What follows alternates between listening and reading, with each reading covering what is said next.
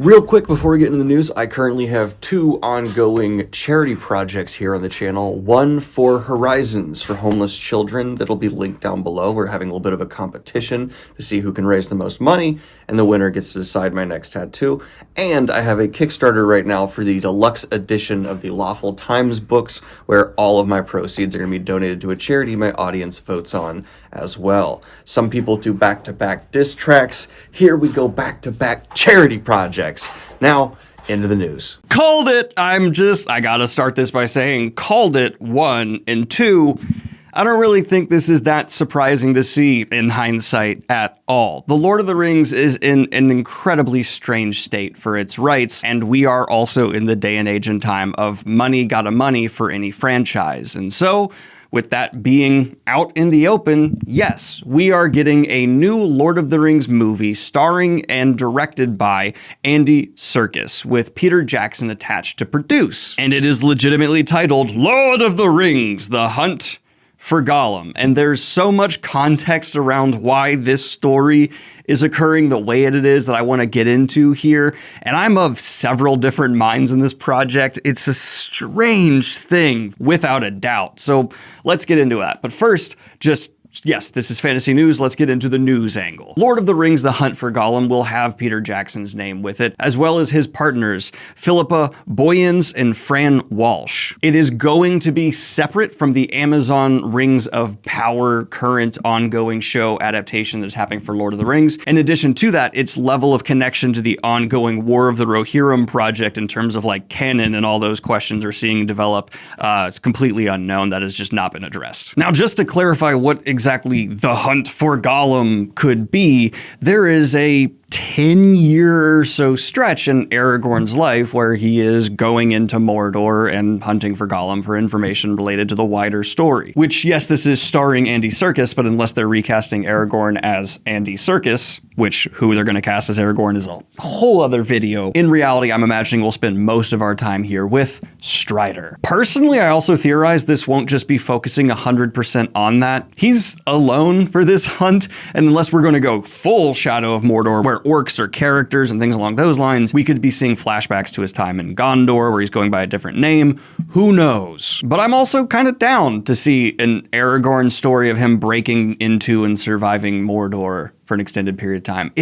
There's a lot of what if maybe could be good. But this is leading into news we have seen building over the last couple of years here in fantasy news when it comes to the Lord of the Rings IP, and that is the Embracer Group, as well as other people who control parts of it, are looking to exorcise what they see as a potential massive money maker. And I'm not going to be just blanketly mad at them with that, right? I'm a Lord of the Rings fan. I want Lord of the Rings content. What concerns me is the quality of the output.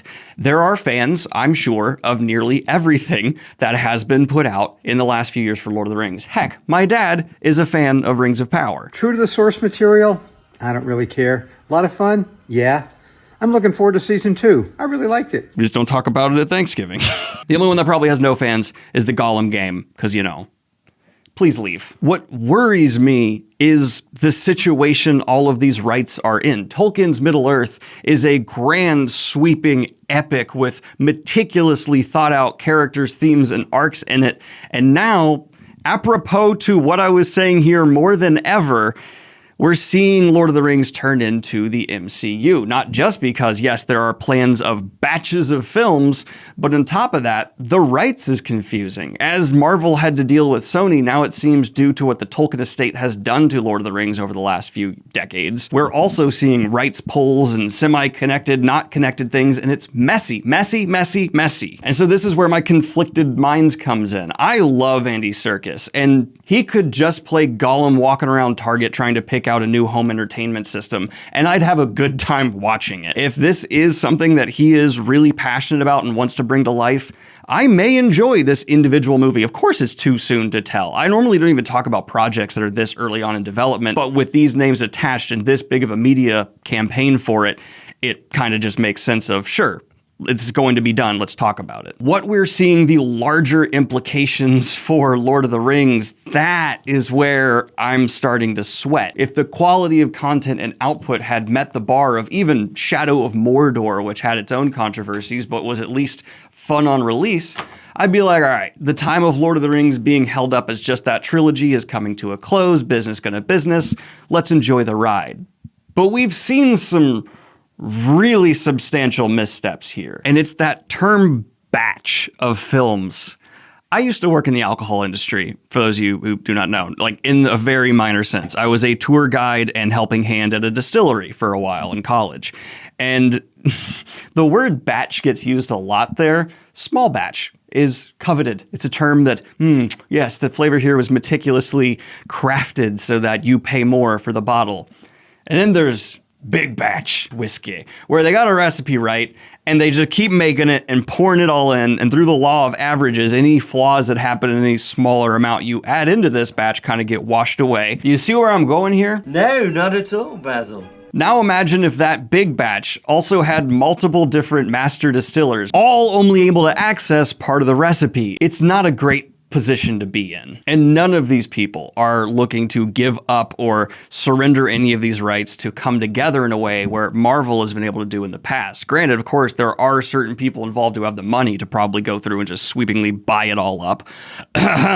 But are they the people we want to be doing that? But I'm feeling overly cynical. Like, I do not want to buy into this internet's narrative that anything happening for an IP should be frowned at immediately, or that, you know, art is completely dead and none of the people involved in this project have passion for it. I don't know. I do just know that as a Lord of the Rings fan, I prefer an adaptation that is not restricted when it comes to paying respect to Tolkien's vision and can take in the full scope, or at least, you know, do the iceberg effect, the illusion of taking in the full scope of his world and bringing it on into the screen.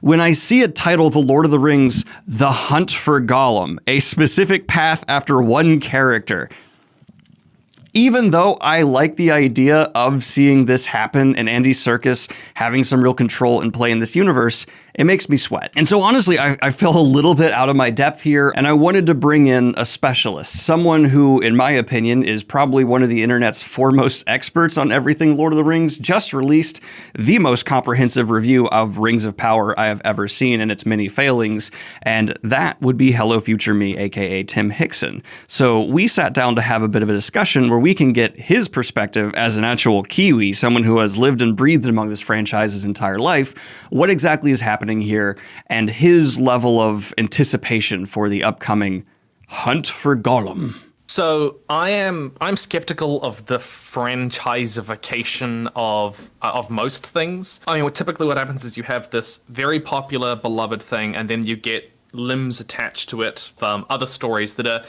on some degree, trying to ride on the nostalgia and love for the original property. That's why I have more hope for a story like War of the Rohirrim, which is a story set in Middle-earth, but it's about characters we don't know really, for the most part, and it's a story that is largely disconnected from the stories that we already know. It sort of treats it as its own thing, you know, more than an extension of the Middle-earth property. And we've seen the mistake of like trying to extend this Lord of the Rings story in like what they did to The Hobbit. They tried to make it like the lead up to Lord of the Rings in ways which the book doesn't really do. Rings of Power does this to an extent, and I don't know how much The Hunt for Gollum is going to play into that. It does make me apprehensive in a way that like War for the Rohirrim, I heard about that and I was actually quite excited. That sounds really cool because it felt novel.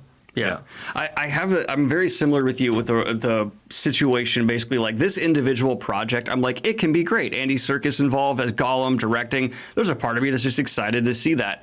It's exactly right. Like the fact that the rights are so split.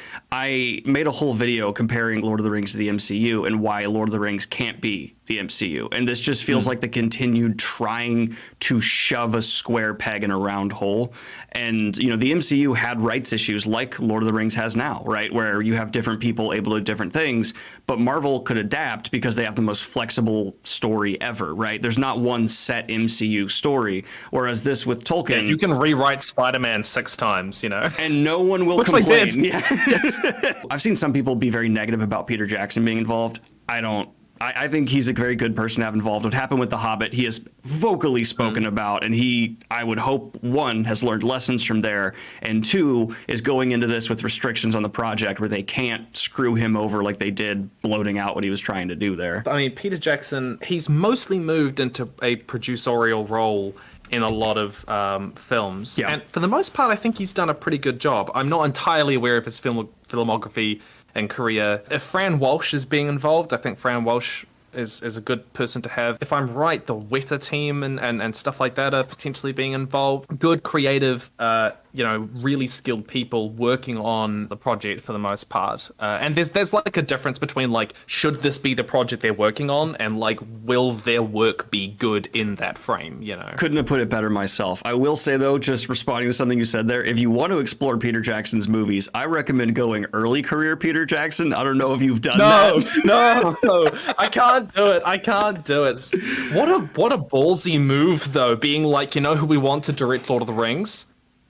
This guy who did the weird ass puppet horror, like, Brilliant. And I think that's where genius comes from. You take an artist, put them under the most amount of pressure possible with something they love, and let them cook. One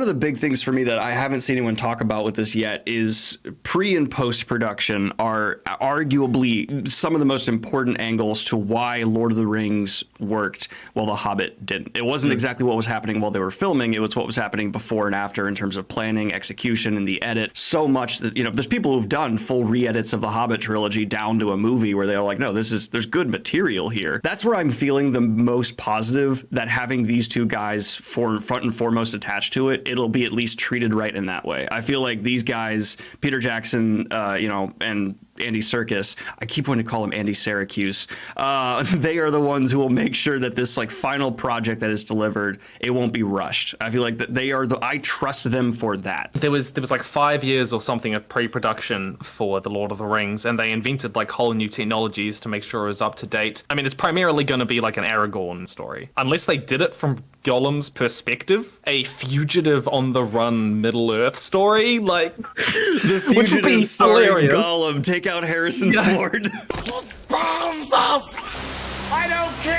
I'm gonna be looking for like how they sell it in the promotional material. Kind of marketed in more of a like Joker-esque way, let's say, and I don't mean tonally like that. I mean like it's marketed as this is a self-contained thing. We're not worrying about everything around it. We're not trying to give you this big Marvel timeline. In hindsight, though, this does seem almost inescapable from happening, right? Because we know they can't just remake the trilogy because everyone would revolt. They're aware everyone would revolt. It still looks great. They have aged like wine. It's not a problem. Yeah. So what they're left with is, this is the one way they could go. Almost been happening for on the path for a while. Although I do want to mention one thing, which is that when the Rings of Power was in pre-production and the Tolkien estate was looking for people to take it on, all the big companies pitched different approaches to Lord of the Rings material. Netflix approached them with a Marvel-style type of filmmaking. I think it was Netflix. Allegedly, this is always through the grapevine stuff. You never know what happens behind closed doors. Apparently that freaked out the Tolkien estate. They didn't want like a young Aragorn story, a young this, a post story that. And I don't know what control legally the Tolkien estate has over the Hunt for Gollum film, but their involvement in a project or denial or management has had a lot of influence over what projects have turned out like in the past. I mean, we've seen the story of like they bring on people who love the series and that have real passion for it, lore experts and stuff like that, but it's not always necessarily the way that decisions get made. What I don't want is I don't want for them to give it a $200 million budget and to capture Gollum, who has information or something like that.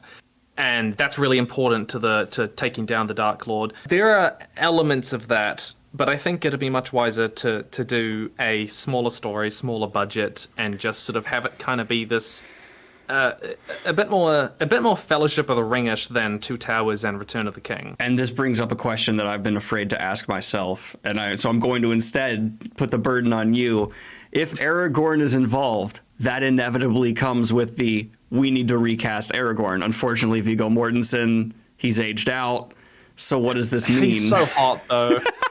It's either got to be Timothy Chalamet. Obviously, he's the Look, I'm pretty sure there are only two options for Hollywood actors. There's Timothy Chalamet and the Tom guy Holland? who just. Oh, that's nice. Yeah, Tom Holland. Tom Holland is. Oh, it's tough because that's if he's gonna be in it. Which with the Hunt for Gollum, it sure seems like he has to be. So do you just keep him like hood Hang up, on. like a figure chasing in the background, coming across like a ring wraith, but from Gollum's perspective? Hang on, I'm just looking up modern young actors because I don't know any. I'm gonna ask you to summarize your feelings about Lord of the Rings: The Hunt for Gollum with one sound, and to demonstrate, I will give you mine. Mine is. Now you may present your sound. I like that. Yeah. And I am going to encourage the audience to, in the comments down below, through the best you can in text mediums, tell us your sound in response to this news of Lord of the Rings: The Hunt for Gollum. Check out Tim's channel if you have not already. I'm sure you have. Hello Future Me. He's got some of the best long form content in terms of the fantasy genre or crimes committed in World War II you've ever seen. So